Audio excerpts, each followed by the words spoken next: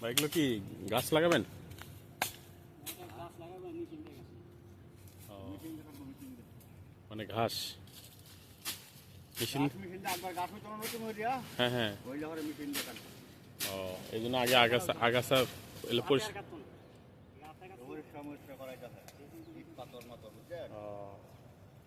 ওগুলো ওগুলো ইট পাথরগুলো বাছাই দিচ্ছেন নাকি? মানে এতে নতুন করে কোনো ঘাস ফুল টুল এগুলো লাগাবে না, শুধু এরপরে যে ঘাসই হোক সেটা কেটে ফেলবে। ভালো। আপনারা তো খুবই ভালো কাজ করতেছেন। অনেক দূর ছিলেন তো সবাই, মানে কিছু একদম ইয়ে নিছেন, চুক্তি নিছেন। এই জন্য হাজিরা।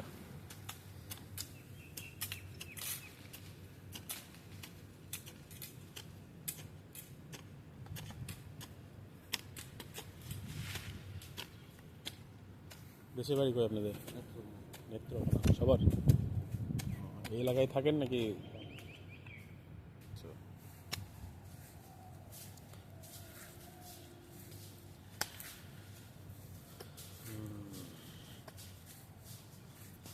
সুন্দর।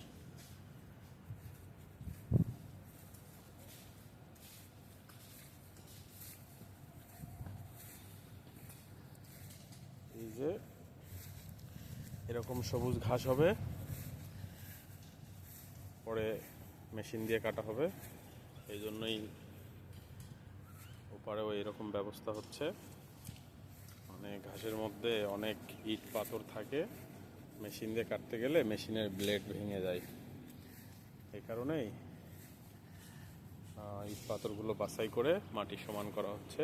এরপরে ঘাস জমাবে, সবুজ ঘাস দেখতে সুন্দর লাগবে, এরকম মেশিন দিয়ে কাটবে, তখন অনেক সমানভাবে কাটা যাবে এবং দেখতেও সুন্দর লাগবে।